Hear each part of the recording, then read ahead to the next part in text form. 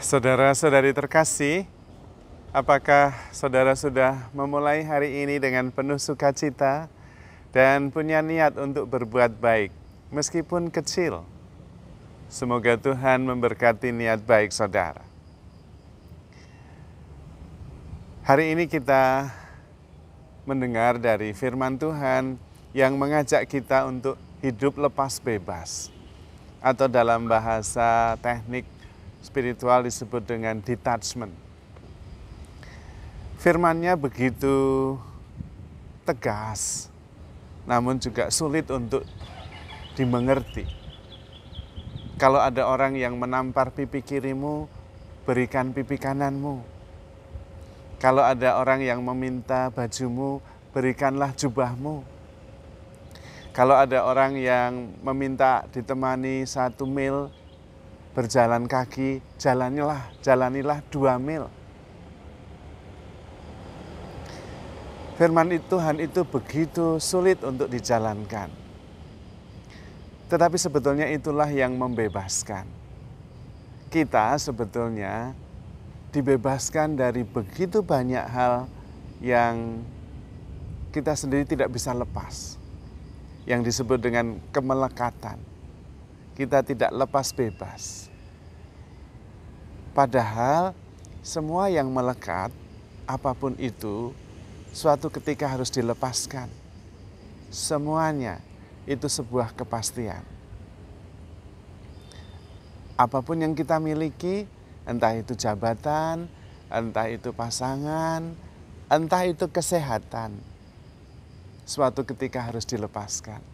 Maka Tuhan sebetulnya mengajak kepada kita mengingat apa yang paling penting, yaitu lepas bebas. Bahwa kita itu jauh melampaui dari apa yang kelihatan, jauh melampaui dari apa yang kita punya. Kita justru dengan melepaskan, mendapatkan segalanya. Ada kontradiksi di situ, tetapi itu yang terjadi. Semakin kita menginginkan sesuatu, semakin kita kehilangan. Anda dan saya pasti punya pengalaman.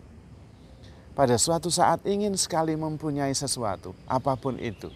Mau mobil, mau handphone, mau rumah, mau baju, mau tas, mau apa saja. Sangat ingin, sampai-sampai ingin memberikan apa saja untuk mendapatkannya. Tetapi ketika sudah mendapatkannya, ya kita senang hanya sebentar. Sesudah itu tidak senang lagi, menginginkan yang lain lagi. Dan itu rangkaian yang tidak ada habisnya. Tuhan justru memberikan alternatif jalan. Bukan mendapat, tetapi melepaskan, dan melepaskan. Semakin kita bisa melepaskan, semakin banyak yang bisa dilepas, semakin ringan. Semakin bebas. Dan sekarang ini banyak orang yang sudah mulai menyadarinya dan kemudian mulai hidup dalam minimalis. Secukupnya saja, apa yang sungguh-sungguh dibutuhkan. Sehingga mengurangi banyak beban pikiran. Memakai baju warnanya sama, celana warnanya sama. Sehingga tidak pusing nanti milih warna, enggak usah warnanya sama terus.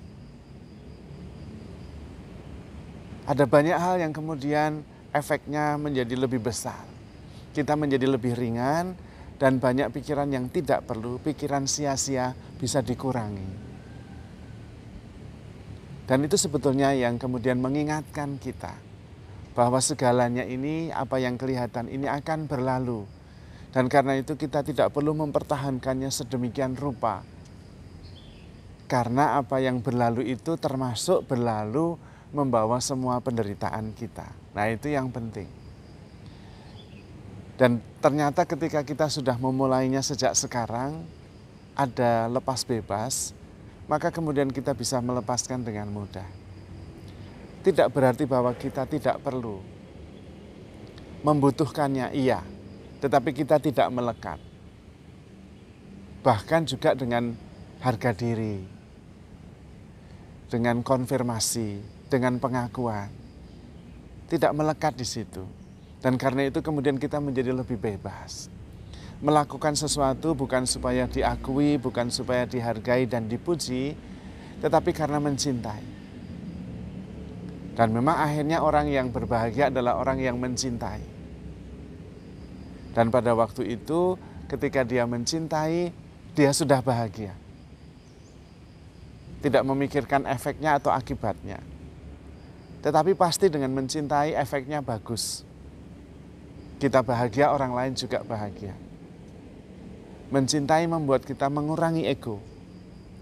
Dan karena itu dengan mencintai kita juga bisa mengikhlaskan. Bahkan bisa mengampuni. Karena sebetulnya tidak mengampuni itu adalah menghukum diri sendiri atas perbuatan yang dilakukan oleh orang lain. Jadi orang lain berbuat salah, kita yang menghukum diri kita sendiri kalau kita tidak mengampuni. Dan karena itu jalan kasih adalah jalan Tuhan yang satu-satunya yang ditawarkan kepada kita. Bahkan kemudian menjadi perintah, bukan lagi opsi. Inilah perintahku, hendaklah kalian semua saling mengasihi, seperti aku mengasihi kamu. Karena itu saudara-saudari terkasih, mari kita belajar mengasihi. Semakin mengasihi, ego semakin berkurang. Karena ego dan cinta itu berbanding terbalik. Lawan cinta itu ego, bukan benci. Orang yang egois tidak bisa mencintai. Orang yang mencintai, egonya makin kecil. Dan kesadarannya makin besar. Hidupnya makin ringan. Bebannya makin lega.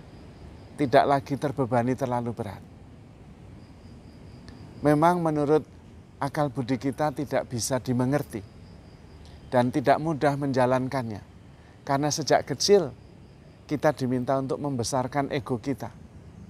Sekolah yang terbaik, belajar yang paling pinter, mendapatkan selalu semakin hebat, semakin terkenal. Itu yang besar ego kita sebetulnya.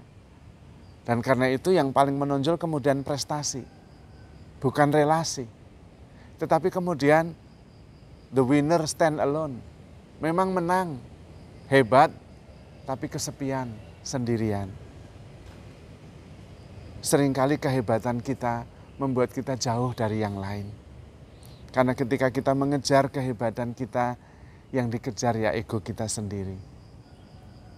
Padahal dengan mengasihi, dengan memberi, dengan berelasi, kita menemukan diri kita yang sejati. Bukan mencari siapa diri kita. Lalu yang ditemukan adalah diri kita yang sendirian dan kesepian. Tetapi dengan berbagi, dengan mengasihi, dengan menjadi bagian hidup saudara-saudari kita, kita menemukan siapa diri kita yang sebenarnya. Mencari, mengutamakan prestasi, itu seperti orang yang ingin menjadi raja, tetapi sendirian, tidak punya rakyat. Namun ketika kita mengasihi semua orang, kita ada di hati banyak orang. Sebetulnya kita sudah meraja di hati banyak orang itu. Seperti guru, dia menjadi guru karena dia mengajar banyak murid. Seperti dokter, dia menjadi dokter karena menyembuhkan banyak pasien. Kalau guru hebat sekali, tapi tidak pernah mengajar, tidak punya murid, bukan guru. Dokter yang pintar sekali, tapi tidak pernah menyembuhkan pasiennya, merawat pasiennya sampai sembuh, bukan dokter juga. Justru siapa diri kita, ditentukan bagaimana kita memperlakukan orang-orang di sekitar kita. Karena itu Tuhan ingin agar kita melupakan diri kita sendiri, mengosongkan diri, dan kemudian mengasihi. Dan pada saat itulah kita menemukan diri kita yang sebenarnya. Pribadi yang mengasihi, pribadi yang diciptakan segambar dan serupa dengan Allah yang adalah kasih, dan kemudian mengatasi segalanya. Karena kasih abadi, sempurna, tanpa batas, tanpa syarat. Dan kita menemukan kegembiraan, kebahagiaan karena kemampuan kita mencintai. karena kesadaran kita bahwa kita juga begitu dikasihi oleh Allah, tanpa batas, tanpa syarat. Disitulah kita menemukan kegembiraan, kebebasan untuk melepas, untuk berkorban, karena kita sudah cukup. Hanya memberi, tak harap kembali, seperti sang surya menyinari dunia. Itulah kasih, bukan hanya kasih ibu, tetapi kasih secara umum yang mengasihi, yang berbahagia. Karena itu Tuhan selalu mengasihi kita, supaya kita mempunyai pengalaman kasih itu dan kemudian hidup di dalam kasih, hidup di dalam Tuhan. Ketika kita mengasihi, Tuhan ada di dalam diri kita dan kita hidup di dalam Tuhan. Dan hidup di dalam Tuhan adalah kegembiraan, adalah keselamatan, adalah keabadian. Maka saudara-saudari terkasih, handle yourself with care because you are loved. Tuhan memberkati.